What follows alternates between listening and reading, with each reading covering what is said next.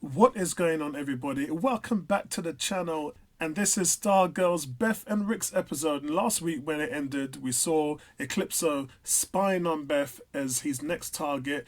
But we wasn't really ready for what was going to happen in this episode in a lot of ways.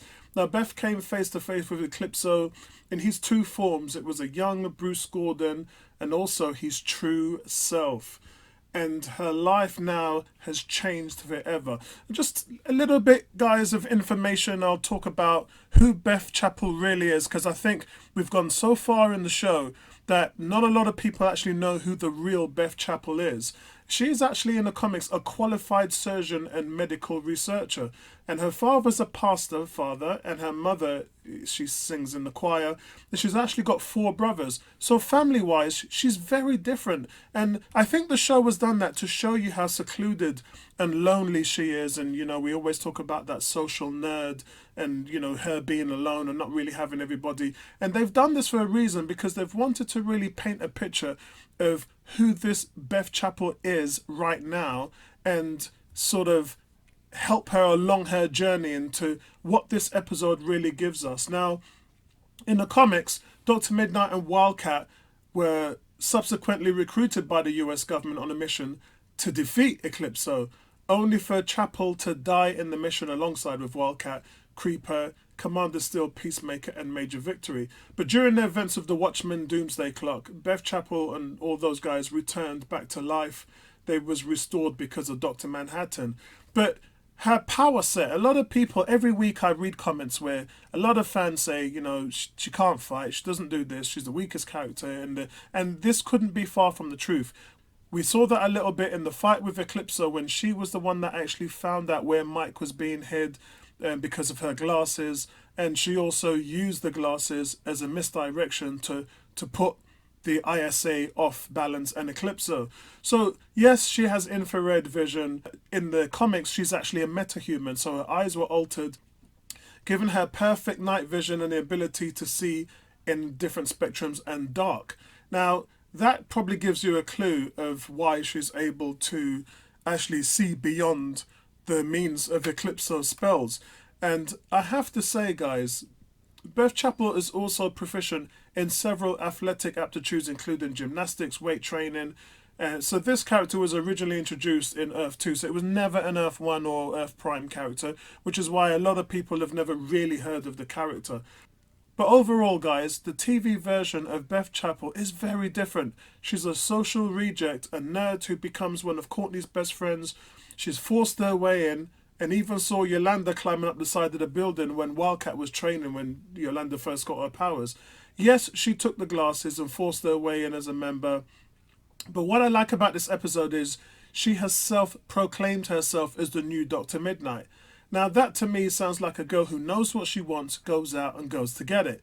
Her strength and fortitude is way beyond the other members of the team.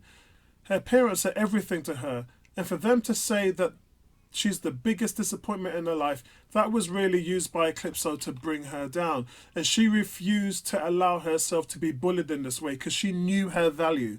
She accepted and knows what type of person she is, and knows what she gives to her friends and her family. She knows how important she is in everyone's life. So she refused to be bullied by Eclipso, but she certainly wasn't taking any abuse from Eclipso, and she stood up to him in a way that he wasn't expecting.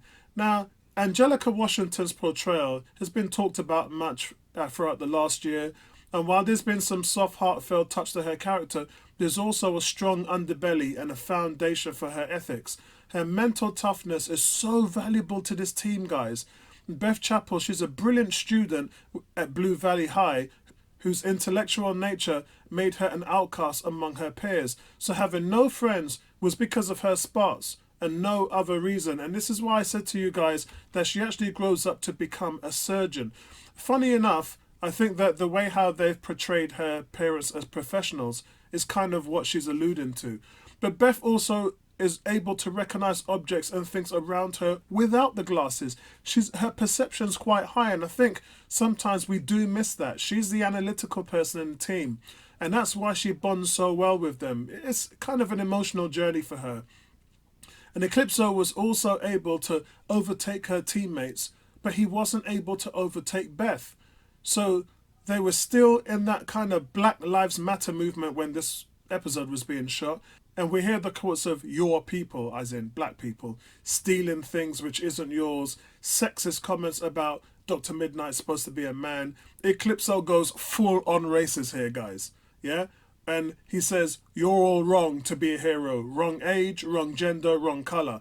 And she was not having any of that. And as I said, it really goes to show you the strength of how things was happening in our lives with Black Lives Matter movement at that time. So in many ways, the plot doesn't really seem to be moving along all that much, but that's because they're taking time out to grow each character. I know a lot of people said, yeah, this season's not really been as good as season one, but there's just more exposition in this season. They're taking time out to look at each character and grow them from within. So we're learning more about Yolanda, Beth and Rick through these latest episodes.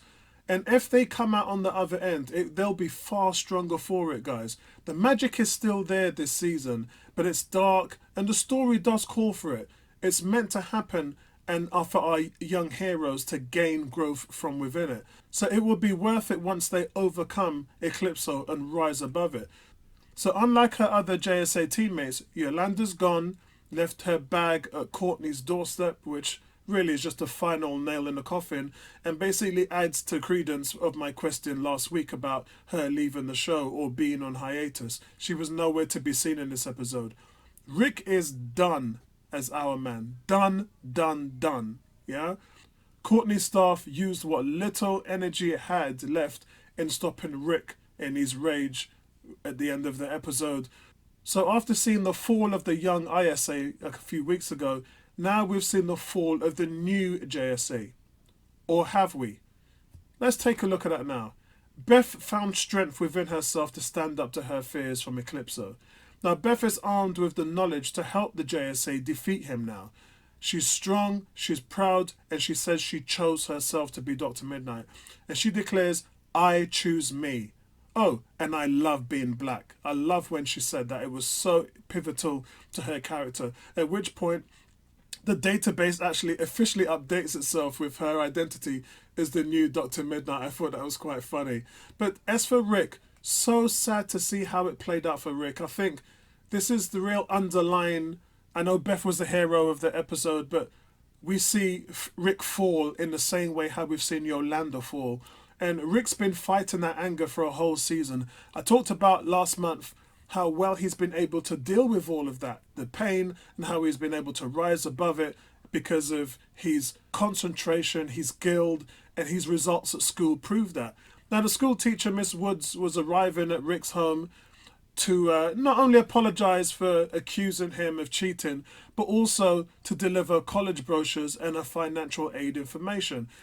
Now, college was a place that she started over again, and she shared the fact that Rick may be able to do the same thing too.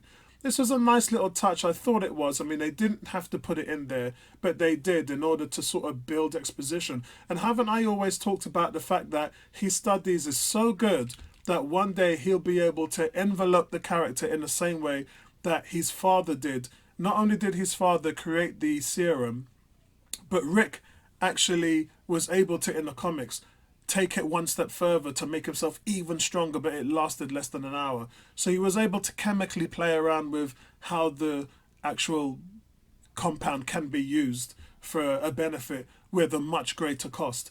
And I'm really hoping that we see that down the road. But where we are right now, where there's no serum, I think that he could actually develop it himself, and I'm hoping that they take it that way. And we actually forgot about Rick's uncle as well, you know, the guy who was given 50 grand to bring him up, who actually, you know, completely disappeared from this season.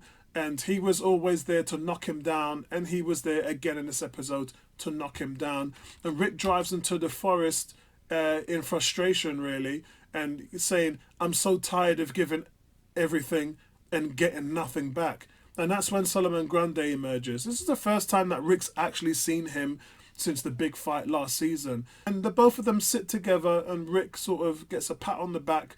I like when Rick suggests that Grundy has no idea what he's saying, and then Grundy pats him on the back and offers him an apple to kind of say, yes, I do, I am listening, I do have a brain. And as we know, Solomon Grundy is supposed to be a little bit like Tombstone, like he's just he can't kill a guy that's already dead, right? So while Rick is about to leave the forest, he hears on the radio that a hunt has been authorized to kill the bear that's been raiding restaurants and food. Now, Rick was feeding Grundy, so I don't understand whether there's a real bear out there or whether it is actually Grundy, because why would he need to go out and hunt for food when Rick has been feeding him?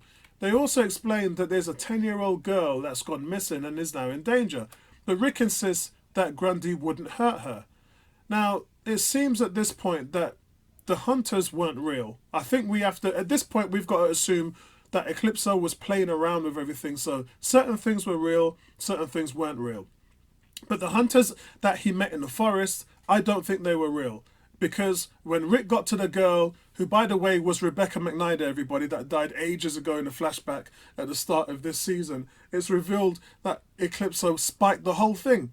Yeah? Something not even I was prepared for. I thought that it was being played out and it was all real, but it seems like that it was actually put together, the whole thing, by Eclipso. So Rick finds Grundy standing in the stream with blood on his hands and a young girl dead at his feet, and then he shouts, "Did you kill her? You know, you monster." All the rage that he kept in from the last few episodes just came back all at one time.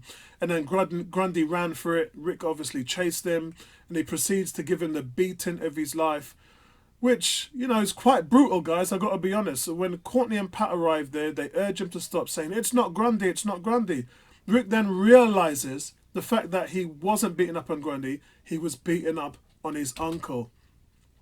And then that's when he smashes the hourglass, and the camera kind of focuses on the sand which was inside the bottle, and we see Rick in the back of the car looking back at it, and it doesn't even look like he regrets it. It looks like it was another burden that he was holding on to from his father's legacy, and he just looked defeated at that time.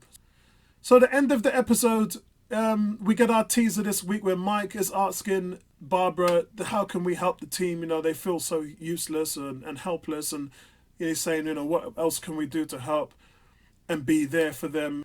This is where we see on the windows and the roof outside the house gets frosted over. Now, some might say that it's Eclipso playing mind games, but my son actually turned around to me and said, "It's Icicle." And when I looked at it, he's probably right. I think it was Icicle. Now, Barbara is the woman he cared for, but Mike is the one that put him down. So what better place to go to try and revive yourself but to Barbara, who was the one that, you know, you kind of felt a connection with. And I know some people are saying it's romantic. It was more of a friend, because this guy, Icicle, didn't have a friend at all. You know, ISA wasn't a friend. His parents sort of kind of groomed him, but he didn't have no friends. And the way how his relationship developed with Barbara, it kind of borderlined on him actually having somebody he could confide in, somebody who he could say was a friend, someone who sort of had values that he could learn from. And that's kind of where I saw it. I know some people might have said, "Oh no, you know, he was just in love with her and that's all there was to it." I think it was more. I think it was a deeper connection. But overall, guys, I give this episode a solid 8 out of 10.